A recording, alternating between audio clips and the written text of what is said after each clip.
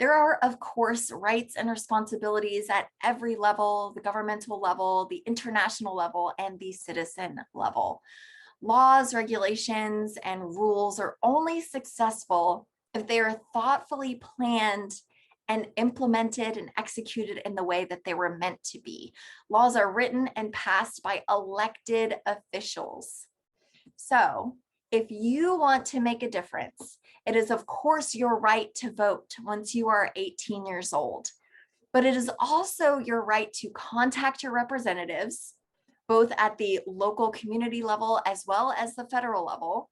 And it is also your responsibility to do these things if you're going to use the resources of this planet. Keeping on this theme of rights and responsibilities, we should also keep in mind that a lot of these problems are not just in the United States, they are global problems. Some of these problems were precipitated by the United States, but we won't go into the details of that. But when we're talking about regulations and rules, if we want to protect the blue whale, well, who owns the blue whale? What about the rainforest? We don't have rainforest here in the United States in any grand scale.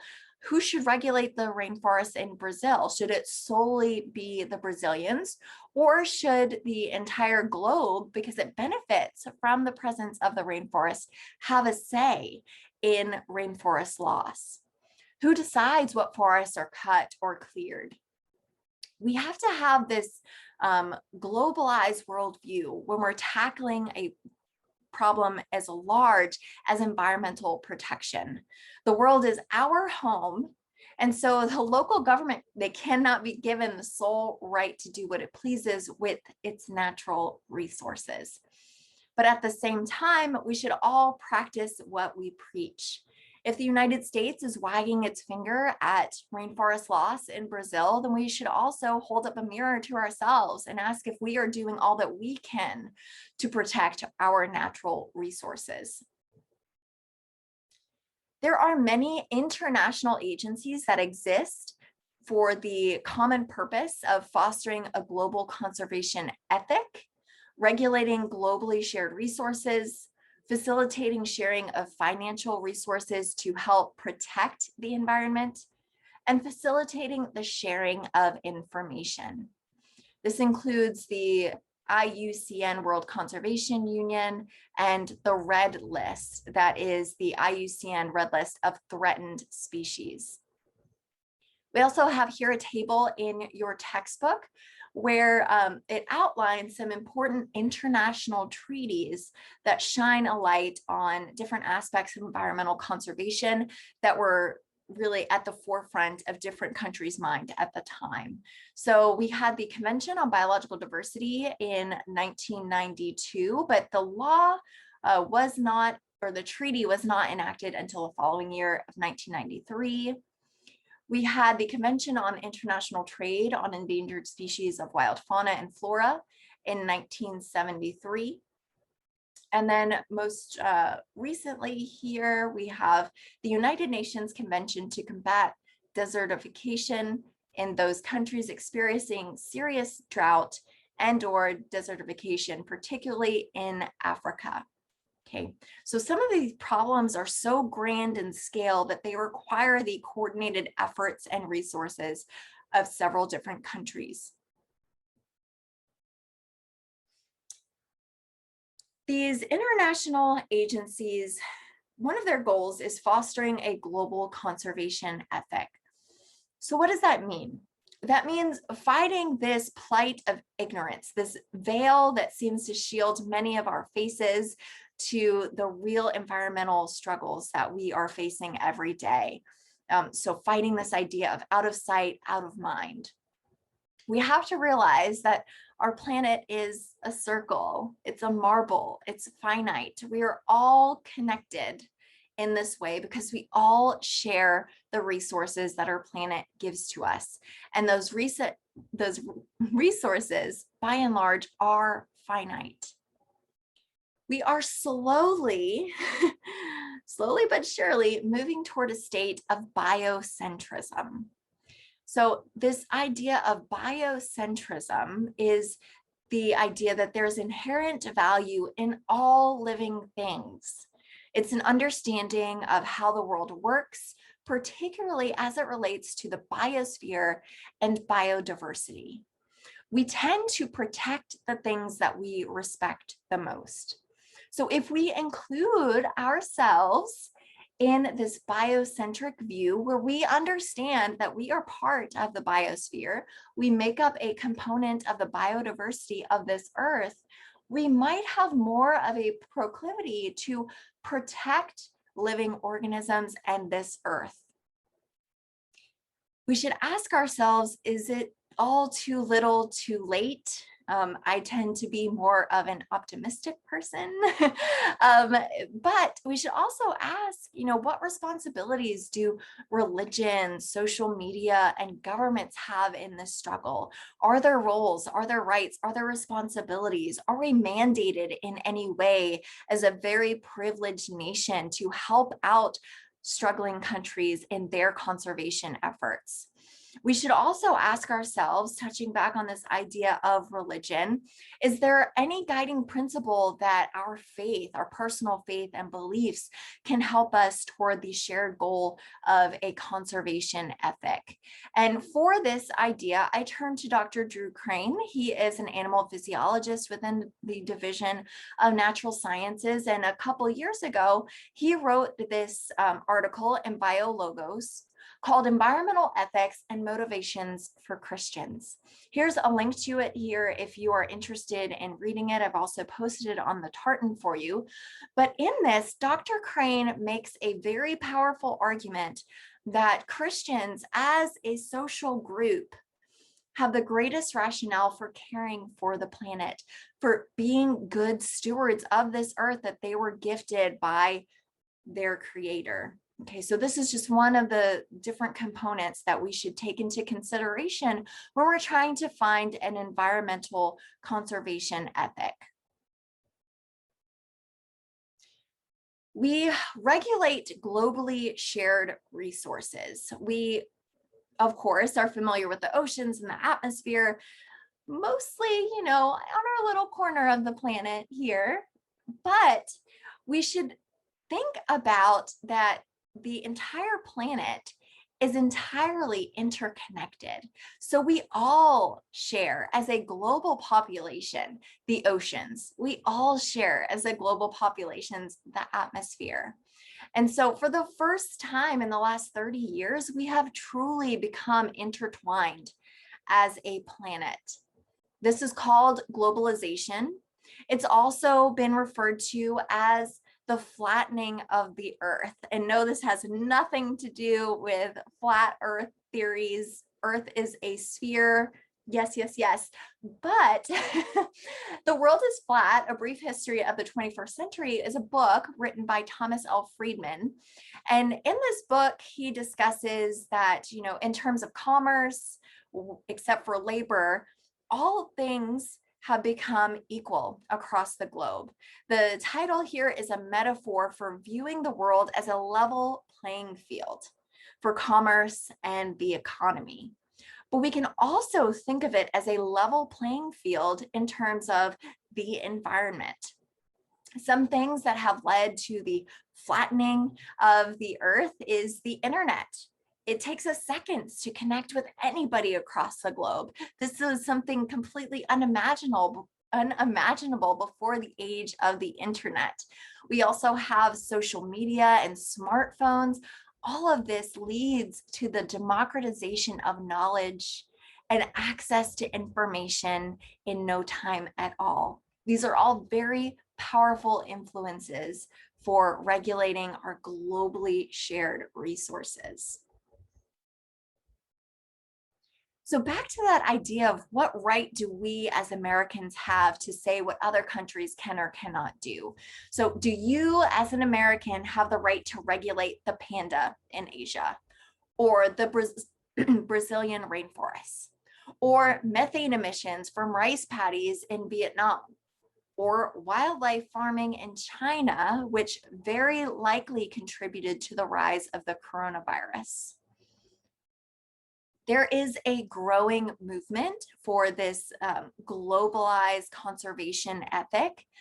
In the United States, we have this youth-led conservation movement called the Sunrise Movement. They're all about focusing on legislation in the United States that can help protect the climate for future generations. We also very recently had the Leaders Summit on Climate held here, hosted by President Biden, that consisted of 40 world leaders. At this meeting, President Biden committed the United States to reducing its greenhouse gas emissions by 50 to 52% below its 2005 emissions by 2030. This may not sound like a big deal, but it is a huge deal for a number of reasons. Number one, 50 to 52% is much greater than previous administrations have set as a goal for greenhouse emissions. It's also within our own decade here, 2030. We're not talking about 2050, 2100, we're talking about 2030. That is right around the corner. And 2005 emissions, that is peak emissions. So that is why we have that 2005 emission standard here. So also discussed in these goals is the goal for a greener economy resulting in more jobs for blue collar workers. So immediately right out the gate, we can get away from that distraction that the policymakers in Washington like to point to, that we'll lose jobs. Right at the forefront at this summit, Biden said we're going to have a greener economy that is going to be a jobs boom for blue collar workers in the United States. A pitfall of these announcements is that there was no specific roadmap for how we would reach these targets, both in terms of emissions reductions and jobs creation, but hopefully we will hear things soon. I am in particular very interested to hear the details of these plans. Facilitating the sharing of financial resources. These environmental problems, they are not just in the US, they are global. And therefore, we need some sort of centralized global bank to allocate the financial resources needed to enact these policies. Therefore, we have the World Bank as well as the International Monetary Fund. These are implemented with the idea that richer countries like the United States should be helping poorer countries protect their natural resources. So those countries with rich biota but small resources should be helped by wealthier countries, because in the end, we are all going to benefit by the preservation of those natural resources, like the Brazilian rainforest, for example. And then also small island nations that are very, very close to sea level, they are paying the cost for large industrialized nations like the United States constantly shooting out greenhouse gas emissions and pollution.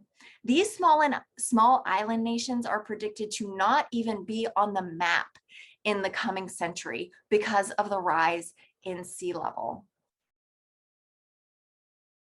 Conservation is vast and it takes a lot of concerted efforts at multiple levels to make sure conservation is happening. But social media and the internet has completely changed the game. We can now spread information extremely rapidly. We can hold agencies and governments accountable. Of course, this is a tendency among some of us to share things on Facebook or social media without really thinking about what we can do to become personally involved in enacting change. But I would argue that even sharing content on social media is still important, because you're communicating something that is important to your network, and it is important to share that information as widely as possible. So you are doing your part. It might be a little bit more passive than actively volunteering or calling up your legislators about a piece of pending legislation, but it's still something. Talking about governments, global governments must work together to help alter the course of our current situation. And they do this periodically through congregating at different summits, like the World Leaders Climate Summit that just happened this year. But when these global governments get together, they try to develop and enforce environmental regulations, understanding what rules are already on the books and how can we make sure that those are being enacted and practiced. Also, conserving publicly owned resources, those things that, in the United States are protected by the Department of the Interior and the US Forest Service. Encouraging conservation through economic policy like ecotourism. So protecting a wildlife refuge, for the first stated goal of protecting the natural resources, the flora and fauna that are there, but you can also turn that into sound economic policy by opening it up to ecotourists who want to bask in the natural glory that your country has to offer. And then also finally supporting environmental education and research. This is an extremely important component of any environmental plan. You have to educate the public so that there is public buy-in to these regulations that the governments are trying to enact. So when people understand the reasons behind laws and statutes, they're more likely to follow them. On the other side, we also have non-governmental organizations. These are not at all affiliated with any type of government. There's a broad spectrum of groups that work with the government, but outside of politics to complete their tasks. They are trying to get important things put into laws that are voted on by those politicians. These are things like the World Wildlife Fund, or WWF, also the Nature Conservancy. They all have this shared goal of unionizing common concerns. They are centering and focusing resources, and they help bring order to chaotic concern. Corporations play a role in this. They absolutely have a role in conservation. They have contributions to governments and NGOs, those non-governmental organizations, for the right to conduct business. Exceeding the standards of environmental regulations is good business, and stockholders and consumers, they often take note of which companies are looking to the future and holding themselves accountable. In particular, they provide people with jobs and a clean environment. That's a win-win. When companies like BP and Shell are investigating the potential scaling up of biofuels that will reduce our reliance on foreign oil, that's absolutely a win-win because they have a mind to the environment and they're also providing people with jobs. Communities absolutely play a role. People in the same area, they often share a common interest in keeping their local community safe and clean. We have a couple of community organizations here that I encourage you to look into. There's the Foothills Land Conservancy, there's the Blount County Watershed Association, the Blount County Organic Farmers. And here's an image that was just taken on Earth Day of this year, where students from Maryville College did a cleanup of Little River in Walland, and all of the tools were furnished by the Little River Watershed Associations. So communities can think globally, act locally, and make a difference through team efforts. So finally, the individual. What can you do? There are many, many things that you can do. The first of which is becoming informed. Seek out good information from good sources. Next, become experienced. Find ways to practice your environmental passions. If you're really passionate about clean water, go organize a cleanup effort. Or if you're really passionate about bees, for example, start a nonprofit that protects bee biodiversity, like our student Emily. Communicate with others. Communication is absolutely key. That is where becoming informed and experience comes into play. If you're able to communicate with others complex topics and show them specific examples of what they can do, you're more likely to reach them, touch them, and maybe get them on board with helping you out in some of your conservation efforts. Lifestyle modifications. Practice what you preach, basically. Take those reusable bags to the grocery store. Try not to buy as much food as maybe you think you can aspirationally eat in a week, so you don't lead to food waste. Don't let the refrigerator be the place where food goes to die. You can also support local and global conservation groups by volunteering, either donating your money or helping them fundraise, or again, just sharing their content on your social media to expand their reach to your network. You can become a conservationist either as a volunteer or even professionally through internship opportunities. Importantly, build achievable goals and don't set your expectations too high. When, for example, you're crafting a lifestyle that is more conservation focused, don't try to do all of the things at once. Take little steps, one by one, chunks out of it, so you have achievable goals and you can feel good about your progress. Get involved in creative ways. There's a community engagement center on campus. Here's the website for you to look at what events and activities you can possibly get involved in at Maryville College. You can also get involved by going to your legislators yourself and talking with them about these important issues. In 2018, I visited Capitol Hill as part of a Capitol Visits Day on behalf of the National Science Foundation, or NSF. And during that trip, we visited different state representatives from Tennessee, North Carolina, and Georgia. I was able to talk to a staffer in Senator Lamar Alexander's office. He lives in Maryville, Tennessee. I was also able to chat with a staffer in Marsha Blackburn's office. She was a House member at the time, but now she is a Tennessee senator. So, of course, research the people that are running for elected office, like I just pointed out our senators there, and then vote your environmental ideals. Absolutely take a look at their stance on environmental policy, conservation, and climate action. And importantly, if you don't like who you can choose from, then run for office yourself. You absolutely can do it. There's a website, if you're thinking about running for public office in the future, go to runforsomething.net. They help you find the tools and financial resources available to help you win whatever seat you want in your area, okay? So it's absolutely within your power to make change happen.